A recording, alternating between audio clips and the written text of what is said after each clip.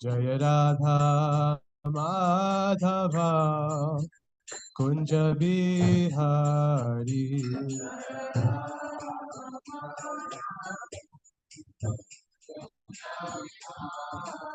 Jaya Radha Madhava Kunja Bihari.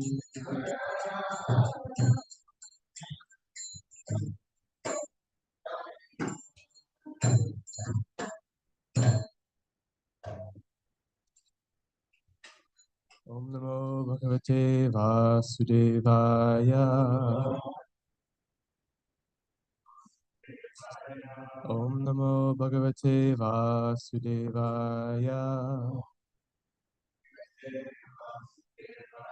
Om Namo Bhagavate Vasudevaya. Narayanam Sritya Naram Chaiva Narottamam Saraswatim Vyasam Tato Jayamutiraye Ashtapraeshu Bhadreshu Nityam Bhagavata Sevaya Bhakti Uttama Shloke Bhaktir Bhavati Naishtaki.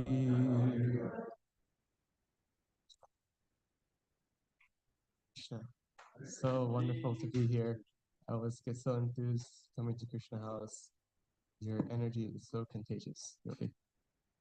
Today we are going to finish the second canto, which is incredible, and we have quite a few verses to read through, so we'll do the translations of the verses, and then we'll go back to verse 36 and see what jewels and nectar we can find.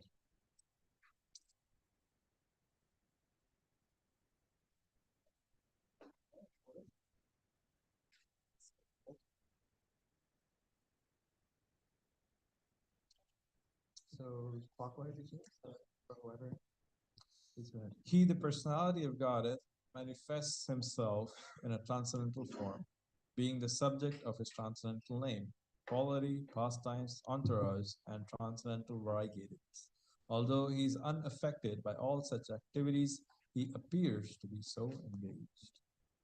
O King, know from me that all living entities are created by the Supreme Lord according to their past deeds.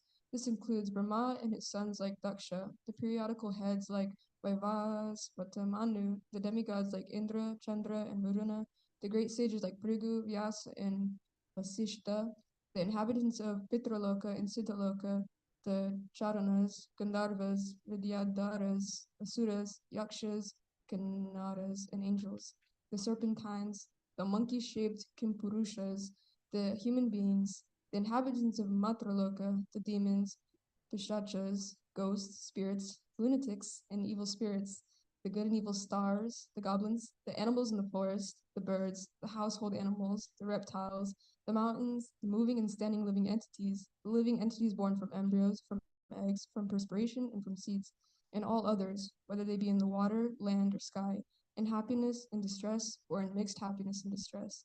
All of them, according to their past deeds, are created by the Supreme Lord.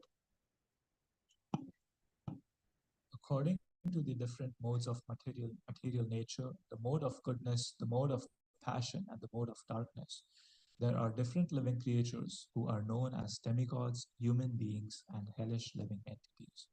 O King, even a particular mode of nature, being mixed with the other two, is divided into three, and thus each kind of living creature is influenced by the other modes and acquires its habits also. He, the personality of Godhead, as a maintainer of all in the universe, appears in different incarnations after establishing the creation, and thus he reclaims all kinds of conditioned souls amongst the humans, the non-humans, and the demigods. After, at the end of the millennium, the Lord himself in the form of Rudra, destroyer, will annihilate the complete creation as the wind displaces the clouds. The great transcendentalist thus described the activities of the Supreme Personality of Godhead But the pure devotees deserve to see more glorious things in transcendence beyond these features. There is no direct engineering by the Lord for the creation and destruction of the material world. What is described in the Vedas about his direct interference is simply to counteract the idea that material nature is This process of creation and annihilation described in summary herein is the regulative principle during the duration of Brahma's one day. It is also the regulative principle in the creation of Mahat, in which the material nature is dispersed. O king, I shall in due course explain the measurement of time and its gross and subtle features with the specific symptoms of each. But for the present, let me explain unto you the Padma Kalpa. Sanukavarasi, after hearing all about the creation, inquired from Sutta Goswami about Vidura, for Sutta Goswami had previously informed him how Vidura left home, leaving aside all his relatives who were very difficult to leave. Sanuka Rishi said, "Let us know, please, what topics were discussed between Vidura and Maitreya, who talked on transcendental subjects, and what was inquired by Vidura and replied by Maitreya. Also, please let us know the reason for Vidura's giving up the connection of his family members and why he again came home. Please also let us know the activities of Vidura while he was in the places of pilgrimage."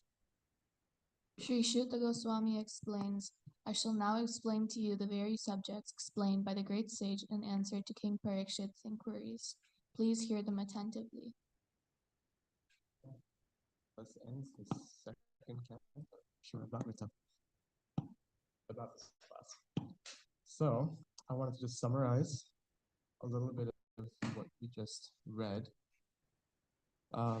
So from here, and then I'll go into this verse. So Krishna is saying that, yes, he is basically making the point that I'm always transcendental, though it seems like I may be engrossed in the material world in some form of creation or in my coming down in different incarnations and engaged in the activities of modes of material nature. Seemingly, I'm actually transcendental to it. And here's how things actually play out. So it says all living entities are created by me due to their past deeds, due to karma, guna and karma. And this includes even Brahma, sons like Daksha. And here Sukadeva Goswami gives a whole list of many great names and different categories of beings. Then he states that according to different modes of material nature, which are goodness, passion, and ignorance, the living entities interacting with these modes thus create certain habits, and due to this certain habits take on certain bodies, act in different ways. And this is very basic philosophy of this material creation that's also given in Bhagavad Gita. That being said, Krishna says, I am the maintainer of the whole universe. I come in different incarnations into the material world. And after I establish creation, I do this to reclaim the conditioned souls, to establish Dharma. Also, we hear this in Bhagavad Gita. And then he says, at the end of all of it, I come in the form of Rudra, and I'm the destroyer, and I annihilate the whole thing. And this is the cycle of creation and destruction. And then he says here, verse 44, I thought this is quite nice. The great transcendentalists thus describe the activities of the Supreme Personality of Godhead. But the pure devotees deserve to see more glorious things in transcendence beyond these features. And I'll kind of get into this theme, but beyond this feature of creation and Krishna's role in creation and how he is, so to say, not directly creating, but empowering Lord Brahma to create, this activity, this aspect of God, the pure devotees, they deserve to see something more glorious. There's something more intimate, personal, and something that's more desirable for devotees. And then it said, there is no direct engineering by the Lord and destruction of the world. What is described in the Vedas about its direct interference is simply to counteract the idea that material nature is the creator. And then so in this way, it sort of comes to an end, and Sutta Goswami is asked to speak now about Vidura. And if you remember from the first canto, Vidura is the brother of who? Anybody remember? Dhritarashtra's. And he's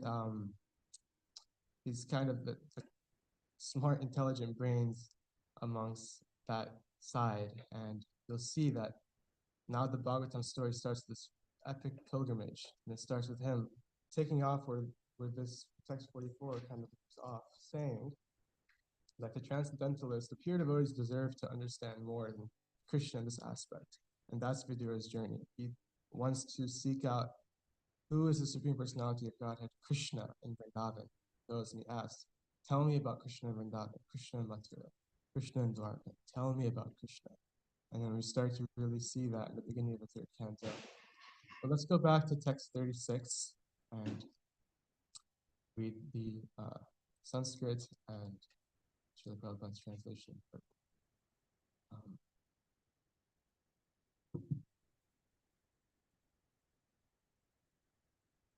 Savachya vacha kataya. Savachya vacha kataya. Bhagavan Brahma Rupadrik. Bhagavan Brahma Rupadrik. Nama Rupa Kriya Dhate. Nama Rupa Kriya Dhate. Sakarma Karma Ka Para. Sakarma Karma Ka Para. Savachya Vacha Kataya. Bhagavan Brahma Rupadrik. Nama Rupa Kriya Dhate. Sakarma Karma Ka Para. Let's chant.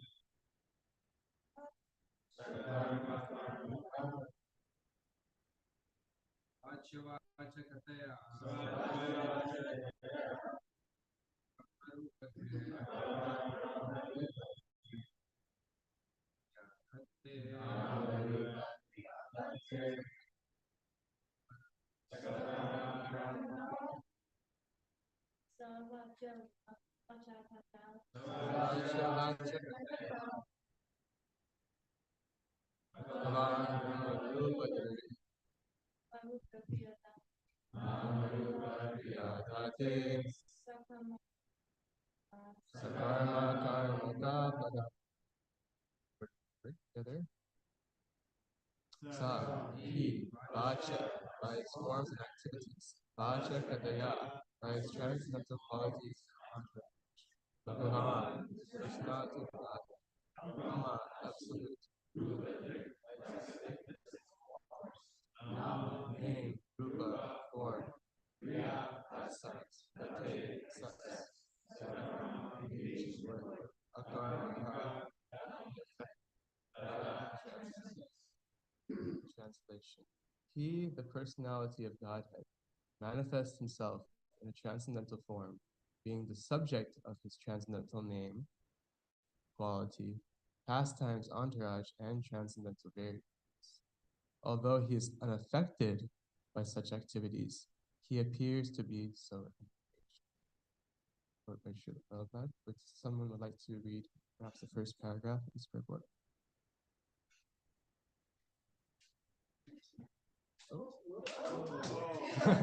The person watching this.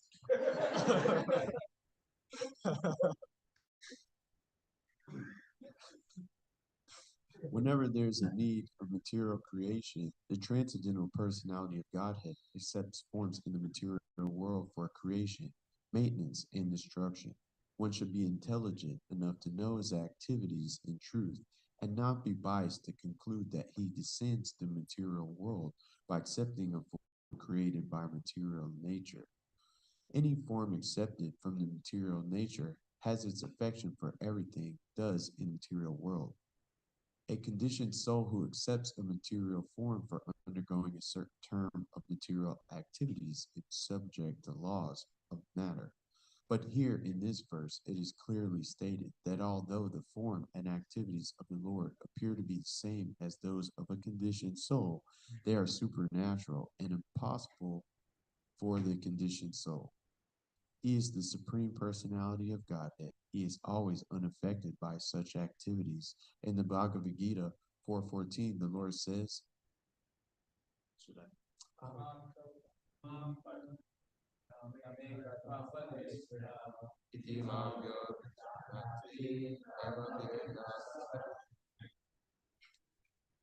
The Lord is never affected by the activities which he apparently performs, by his different incarnations and personality, nor does he have any desire to achieve success by fruitive activities. The Lord is full by his different potencies of wealth, strength, fame, beauty, knowledge, and renunciation, and thus he has no reason for physical exertion like the conditioned soul. Therefore, an intelligent person who can distinguish between the transcendental activities of the Lord and the activities of the conditioned soul is also not bound by the reactions of activities. The Lord, as Vishnu, Brahma, and Shiva, conducts the three modes of material nature. From Vishnu is born Brahma, and from Brahma is born Vishnu. I'm sorry. It's moving a lot. Sometimes Brahma is a separate part of Vishnu, and sometimes Brahma is Vishnu himself. Thus, Brahma creates the different species of life all over the universe, which means that the Lord creates the whole manifestation either by himself or through the agency of his authorized deputies.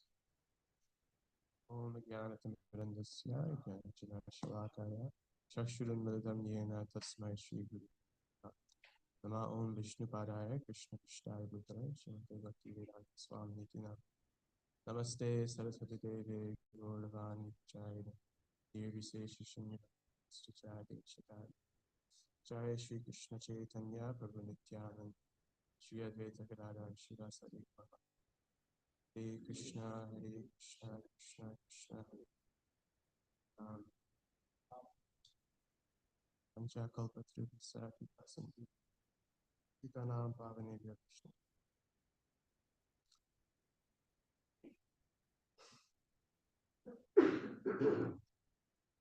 So there's this, that when something that can often be misunderstood, misconstrued, and that you'll see again, especially in these kind of sections about creation, Sarga, Visarga, that Srila Prabhupada is consistently going to make this point, purport, or in his purports, that even though it could seem to one that Krishna is undergoing material activities, he is having a material body in the material world, and having such activities that may even seem so mundane, how can he be the Supreme Personality of Godhead? You see this theme come up a lot. And one thing I've noticed is that Krishna conceals his identity. It's quite mysterious in a sense. Krishna conceals his identity in many different ways. And in different avatars that he comes, he conceals them in different ways. And the natural question is, why does he do this? The Supreme Personality of Godhead, you just show your God to everybody. But it seems that still he's misunderstood by many. There's many who don't accept Krishna as the Supreme Personality of Godhead. So I wanted to point a few things from this purport that I found interesting, and then get into this topic a little bit. It says that Supreme Lord seems to be engaged in the material world and activities as if he's accepted a form created by matter. But in actuality, he's transcendental eternally. He's the subject of his name, his form, things that we are known to be transcendental. So he's not affected by these activities. He's unaffected, though he appears to be so engaged. but he accepts forms actually for our benefit, material world. That's Krishna accepts forms for us. And though it seems that he conceals his godly identity when he comes down, it's not that he's trying to prove to everybody he's God. And so I wanted to give an example or a few examples of Krishna doing this a few times and then understand why. Because when we understand why, it'll make your heart want to understand Krishna in his full identity as Krishna in Vrindavan, so much so. So one very misunderstood Leela of Krishna that almost Krishna leaves to be misunderstood for on purpose is when Krishna left this planet. Right? Krishna was sitting under a tree and he got shot in the foot by an archer, and he's like, okay, that's my chance. I'm gonna die now. Bye. And it's like, what? You get shot in the foot by an arrow, you're not gonna die. It's just logically doesn't make any sense. But it was done on purpose to conceal his identity. Krishna chooses this so that the doubtful can remain doubtful, but the faithful can experience more faith and bliss, because devotees know that there's this Krishna is exhibiting a certain principle by not allowing his identity to be revealed. That's Nitya Nityanam Chaitanas Chaitananam. The Lord, he maintains all the living beings, not just physically, but also he maintains their free will. And if their free will is they want to be doubted of Krishna, then he won't interfere with that. He'll let them come to the choice to find out who Krishna is for themselves. But for the devotee, he captivates their hearts. And in the respect of the free will, it's so enlivening that you think that, oh, Krishna gives us free will to even choose to not go to him. That's how much he respects us. So perhaps I should also respect his concealment of his identity. There is a law in the U.S. called the right to remain silent. You heard this law? It's the Fourth or Fifth Amendment. What is it? Does anybody know? What is the right to remain silent? What does it mean? The right to remain silent. You have the right to remain silent. Comment at this time.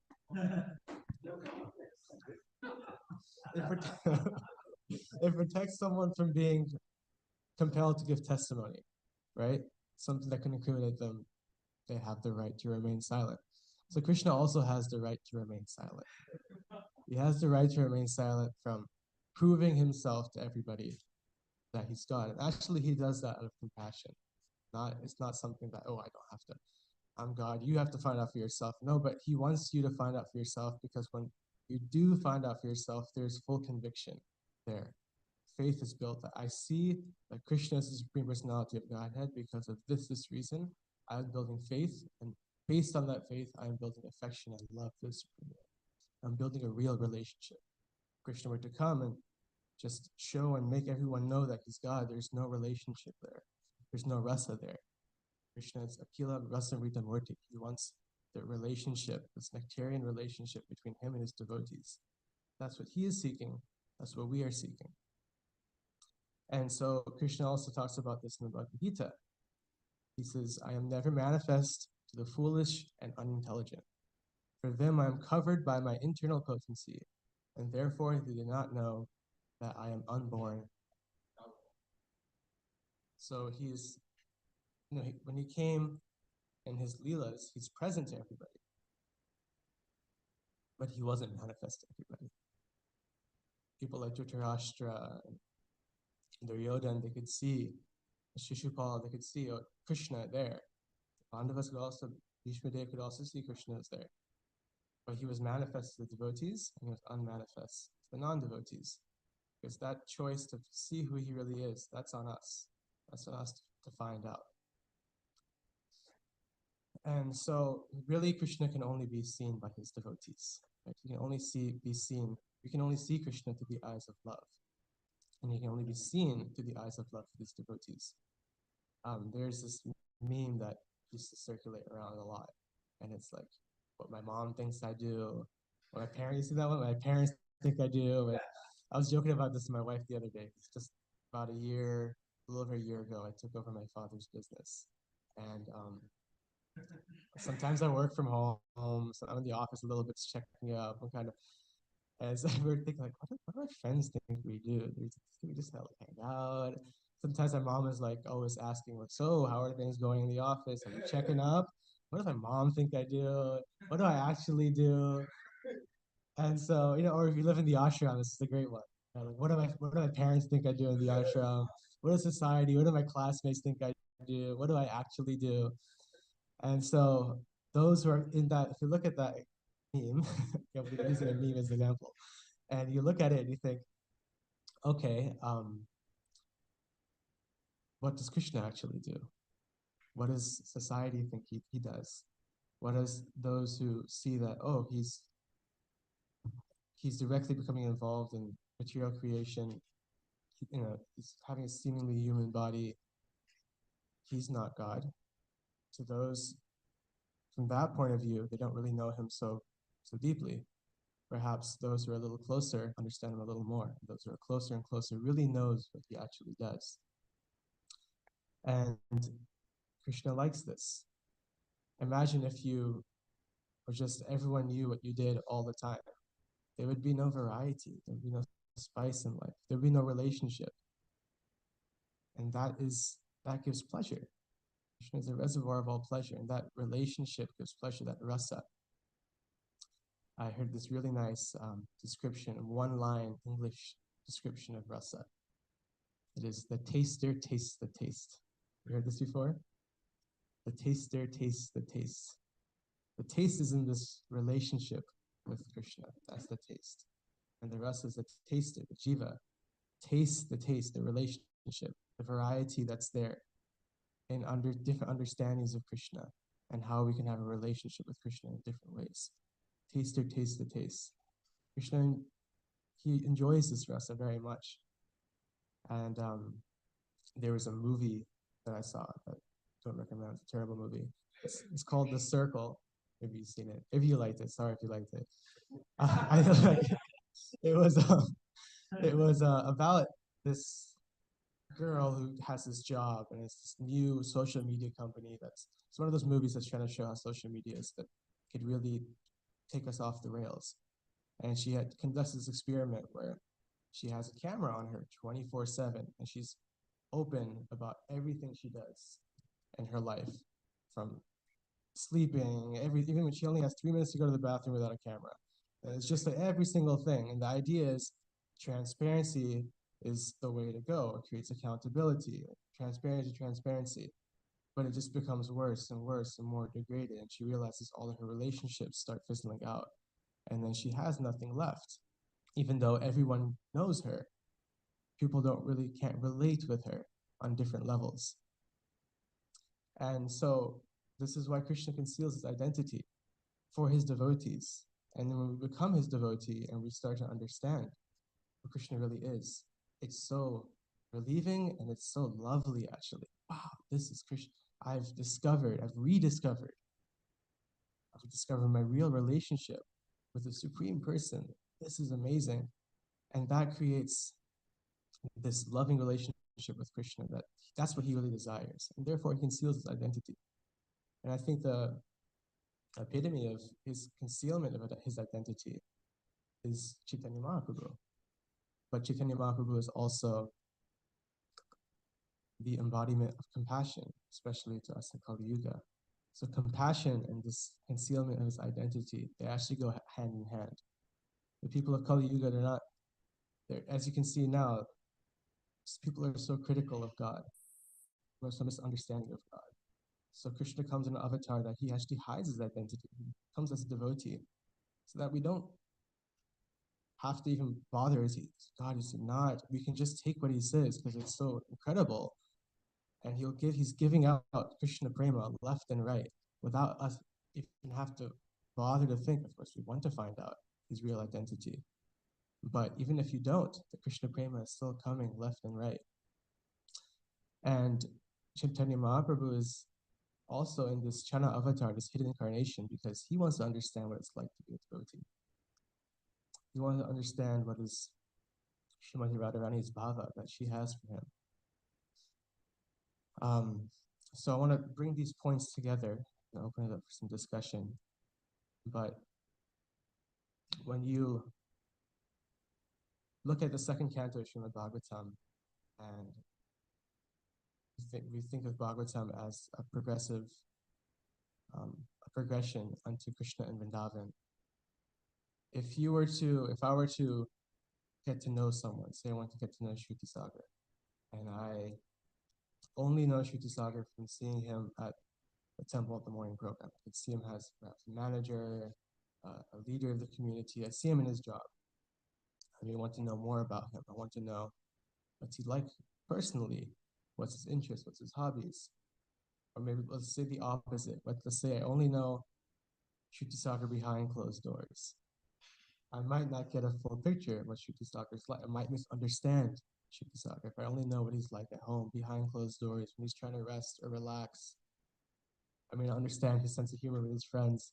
But if I get to know everything with Shruti Sagar about his service and everything he does externally, then perhaps I'll understand his heart and I'll understand him behind closed doors even more. So here in Srimad Bhagavatam, when we see more external activities of creation and how he empowers living beings to create and maintain and facilitate different worlds in the material world, different roles, then it starts to give us an understanding of Krishna on this level. And then when we start uncovering it and getting more and more into Krishna as a person, Krishna in Vrindavan, we really get a full picture. We won't misunderstand him when we get to that point. That's why this is being said now in Bhagavatam. This canto and the next canto, you'll see, there's so much, it's said at the end of this chapter, into the description of time and the atom and every minute detail. You're going to hear it, and actually it will really help you to understand Krishna as a person. Because when you get to Krishna as a person in detail, you will really think, wow, I've made it. I've come on a journey, and I can understand Krishna. And I can understand why he does his activities. That's actually for my purpose, to see the full picture. So I just want to give a little prelude to Canto 3, and then I'll open up for Q&A. Canto 3 is really unique because it starts with a journey, and I think the journey is so relevant to all of our lives because we're on a journey. And we've been on a journey for countless lifetimes, and we want to end this journey in the material world and continue our eternal journey existence in the spiritual world. And it starts with the journey of Vidura, who's, in devotee terms, fried out with material life. And he's going on a pilgrimage, and he's seeking pure devotee association. That's his first step. He's seeking pure, come to you in a minute. He's seeking pure devotee association. And his first question is he wants to hear all about Krishna. And I think I really struggle actually with the second canto, Srimad Bhagavatam. It's kind of ironic that today is the end of it.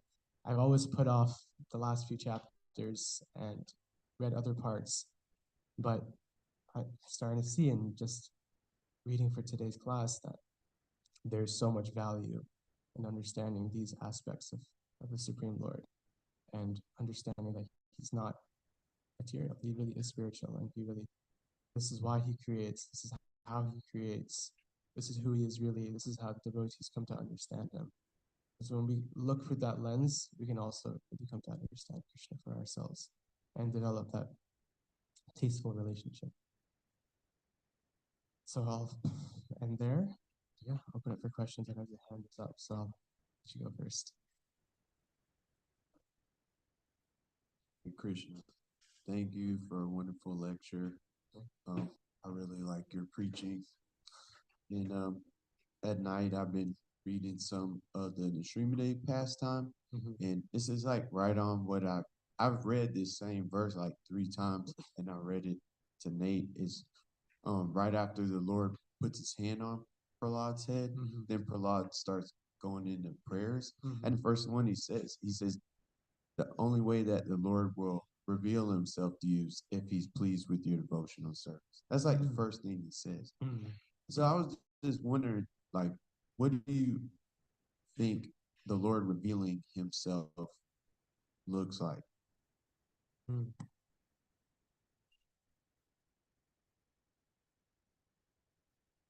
I just want to before I answer your question, or try to answer your question, it's interesting that we're in Govardhan. A lot of you are also in Govardhan. I think towards the end of the year, between Christmas and New Year's, there was a youth retreat. A lot of different youth from the USA that were there, and they were taking a bus to Terkadamba. One of the older boys was kind of testing some of the younger boys and saying, you know, that Krishna only reveals himself if he wants to. So you can do as much devotional service as you want, but he reserves the right to reveal himself to you. And the boy was getting like, what do you mean? Like, that makes no sense. I'm doing devotional service, I should get a result. No, he only reveals himself when he actually desires to, out of his own will. I just thought that connection came to mind when you were sharing what you were sharing. But how does he reveal himself? You know, in the Mangalarti prayers, there's a line, it says Guna Rupa Nam Nam, and through the holy name of Krishna, then Guna and Rupa, the pastimes, the form of Krishna and his leelas gradually become revealed, or become understood. And it's understood even so much so that through just the chanting of the holy names, we can become to see actually the pastimes of Krishna. This is how powerful it is. Not that it's an artificial concoction and we chant and then we think, now I'm seeing Krishna's pastimes, but through actually faithful, sincere chanting, that's because Krishna and his name are non-different. And Krishna can actually appear in one's heart. So revelation can literally mean directly revelation. It means seeing Krishna. It could also mean in a more tangible way, and maybe a more current way, that Krishna will reveal himself through his words, which has already been revealed through Bhagavad Gita, Srimad Bhagavatam, and that by devotional service, our understanding of what Krishna is already revealing himself and through his words will start to make more sense to us. But I think his revelation can be a spectrum as much as our qualification is there. It can be so much so that we can be directly face to face with the Lord, or it can be on our level currently that perhaps realizations start to come from, I'm starting to really understand what Krishna is. And Krishna is also, his devotees are his arms, and through his devotees, his revelations come in the sense that through his devotees, we start to understand more about him. And through serving his devotees, he starts to become pleased with us. And so that's perhaps one way I would answer. But yeah, revelation really means revelation, that Krishna can actually come to us through performing devotional service. And we can actually have a very real relationship. Yes. This is a really beautiful question that he's asking. And you mentioned kind of the first part of it is that the result of our devotion is that we gain causeless knowledge, we begin to understand. But then I think of the other part of that, and that is we can see the mercy of the Lord operating by increasing detachment. It may seem subtle and not very profound at first, but little by little, we become less and less attracted by the material energy. We can also see that same mercy operating in the devotees around us. Yeah. And that kind of spurs us on, because the less we're attracted to the material nature, the more our heart becomes satisfied and the mind becomes peaceful. Thank you for that. Yeah. One way to see how Krishna reveals himself to devotees is looking to senior devotees and devotees more advanced than yourself and observing them. I find this is one way to learn so many practical ways how Krishna consciousness plays out. You see, if you ask older devotees who have been around for a while and been faithfully, sincerely practicing for many years, you can see these exact points. They see through the eyes of Shastra, and they really don't have much attachment to this material world. Their attachment to Krishna grows and grows. Anybody else? Any questions or comments? Advaita, quickly. Pass your mic.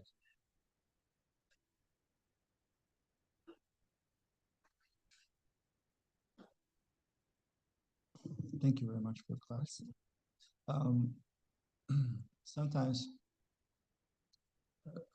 Krishna reveals himself also by increasing our desire to continue the search.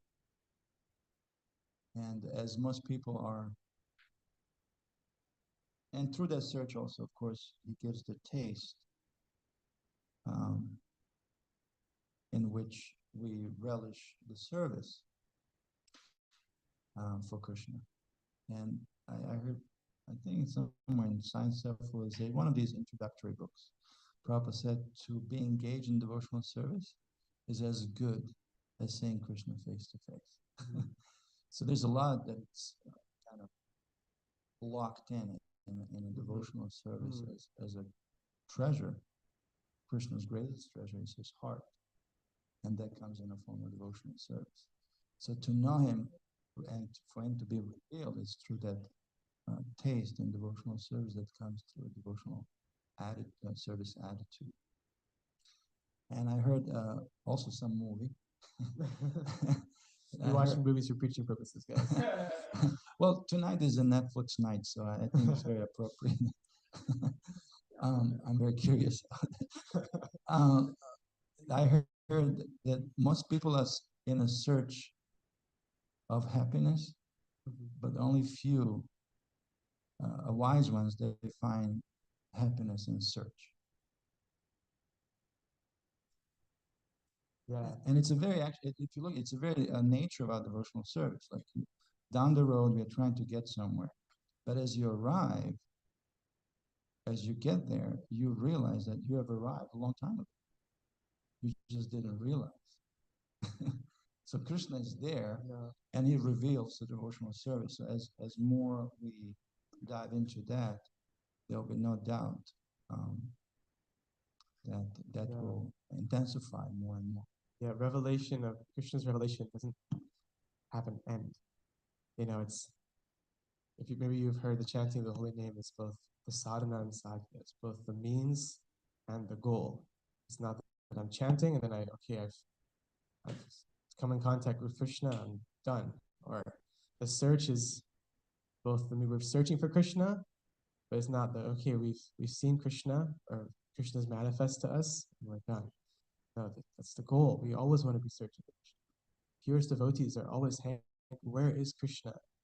The real rasa is in their separation of Krishna, actually, which is the search. Where is Krishna? I'm separated. I'm hankering for you.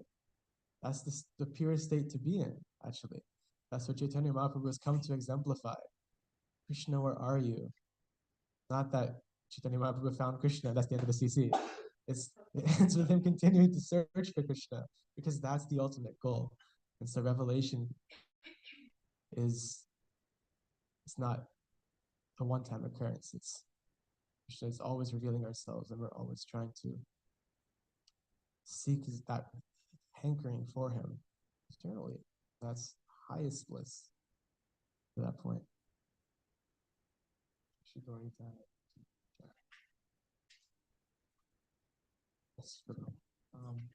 It made me think of the lecture where Prabhupada where he says that, it's not that we have found Krishna. And the Goswamis never said, we know Krishna, and that's it.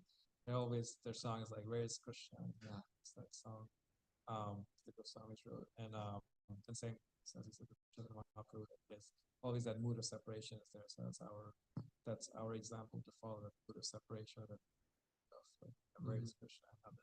I have Krishna, I'm good. I did my job.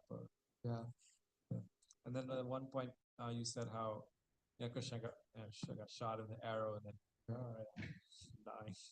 It made me reflect on there was Henry V. He was king. He was prince back then, 16 years old. He was in war and he got shot in the face.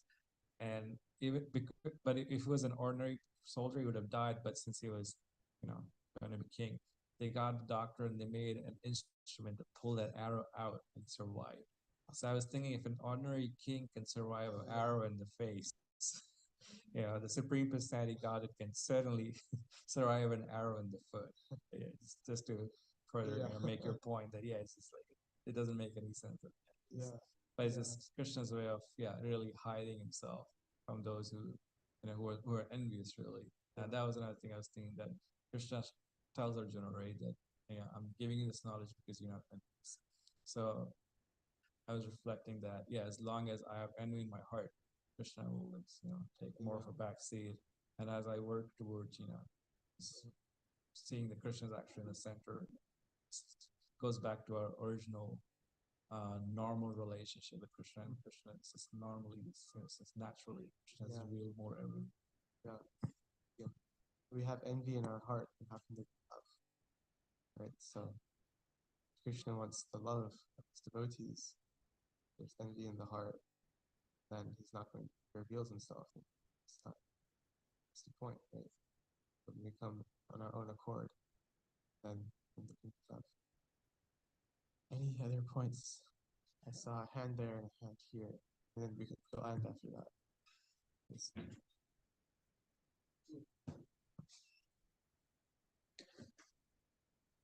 Just one quote came to my mind, and it's related to Krishna's concealing his identity, because he wants to allow us, to have free will. Love is the greatest force, therefore you cannot force love.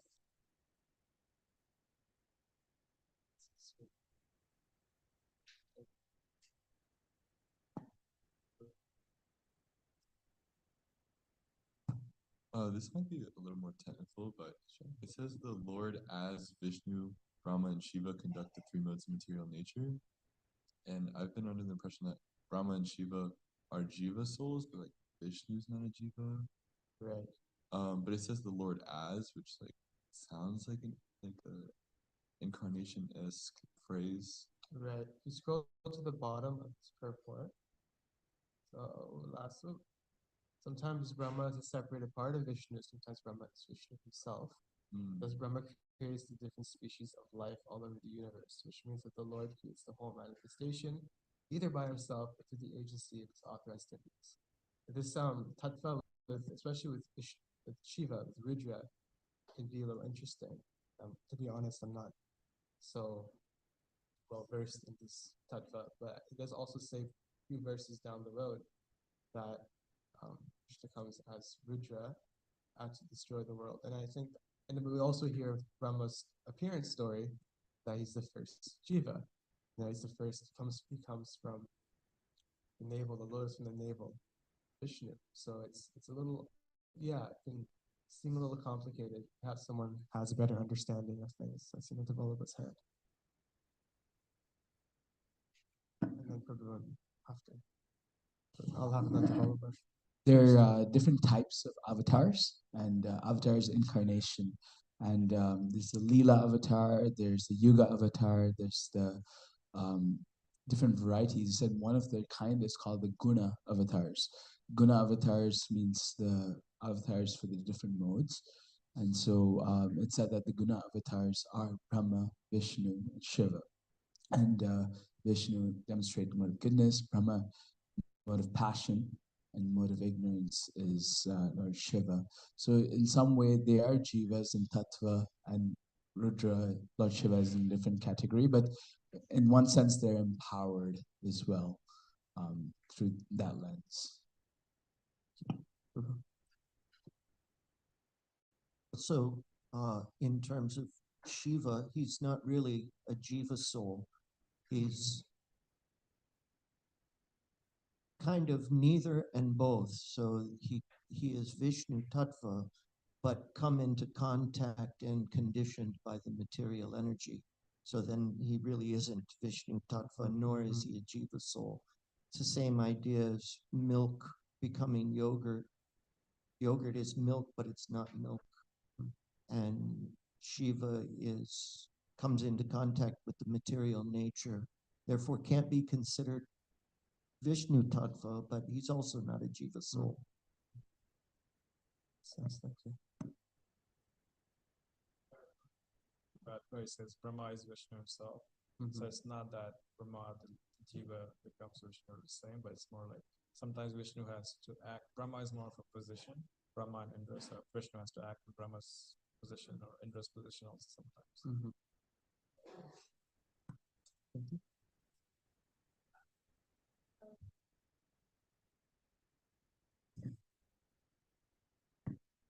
It was basically the same thing.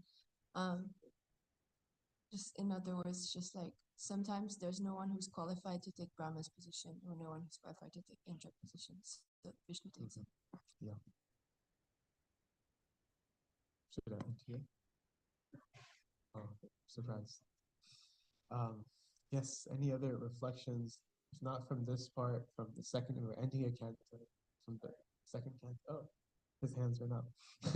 Take me, take me. Just a appreciation of this last chapter that I had. The beginning of this 10th chapter of the second canto is very technical. It goes into all these.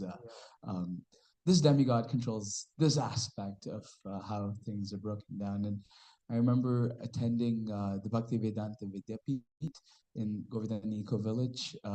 It's a very technical study of the Bhagavatam they go through. And when they were discussing this section, they actually broke it down very nicely. It helped me understand it because it's very complicated.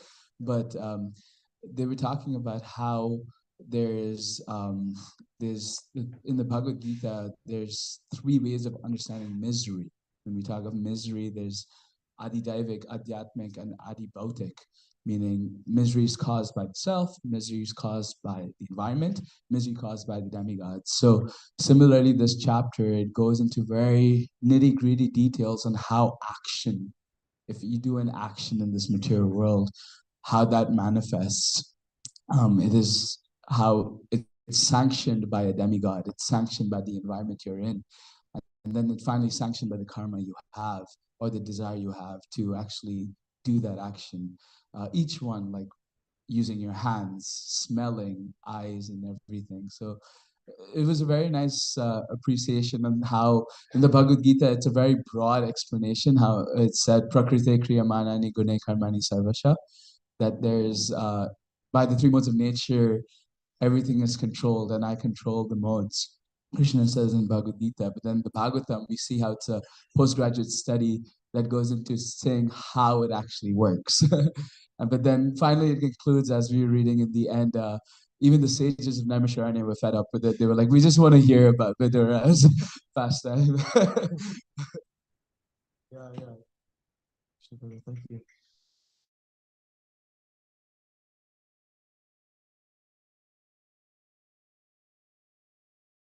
Yeah, especially Gita and Bhagavatam, it really, it's like neurons are firing in our brain. Oh my God, this makes sense. I can see how this is a postgraduate study of this, and this goes into more detail. But how Chaitanya Charitamrita is putting all of this into action. And so it's nice that you shared that because I had no idea.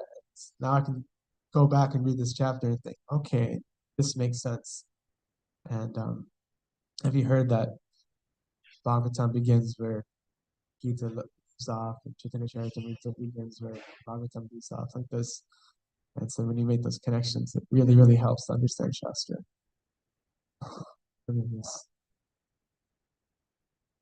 We were talking about seeing Krishna, right? Personally. So in the Brihad Bhagavatamrita, it is explained that going through in this body, we don't have the facility to see Krishna. Then we receive a spiritual body to see him personally. But just how can we see him in this body? So you mentioned chanting the holy name, but also in the deity form, Srila Prabhupada calls this via media. He uses that term via media. So I was thinking about it, like what do we use today? Let's say you want to call your parents in, wherever they are. Let's say my parents are in Israel, right? So I call them on, video chat, and then I see them. I don't tell them, hey, you are not my parents because I'm looking at the phone, right? I'm looking at the phone. I'm not. So I'm saying, hey, you are a phone. You are not my parent. So just a cell phone. Yeah. So similarly, when we see the deities, is the via media to Krishna. So we're actually seeing Krishna or his reflection. I'm going to share a really nice little anecdote. Srila Prabhupada the question that was asked in the class once. This is where I heard the story that what's considered, there's 2D images of Krishna, there's a deity. How do we know which one's Krishna? Is there more significance to the deity, to the photo on the wall? And once one of Prabhupada's servants was traveling with him on a plane, and Prabhupada was chanting japa, they didn't have a photo of Krishna, they have a deity. They had a piece of paper of a kid doodling Krishna on it, and probably drew a stick figure of Krishna and gave it to Srila Prabhupada. And Prabhupada very seriously placed it on the folding table, took out his beads and looked at it very, like he's looking right at Krishna and chanted japa. It's a stick figure of Krishna, But what adhikar Srila Prabhupada has is he sees Krishna in that stick figure by medium, even though it may not be the most beautiful form of the deity, but it's a via medium where he could see Krishna. Time's up, yeah? Okay, we'll take the last one. I just want to say that's a really like how when you look at a picture of Krishna, it's like you don't really see him, but once you chant and do that, then you feel the presence and I think someone once said it starts from the lotus feet and then up to to the face. You said that. Yeah. So that's I just wanted to say that's really cool analogy. Yeah, it's a very nice analogy. Thank you for sharing. Thank you. Good. Okay. Thank you. Mahaprasad.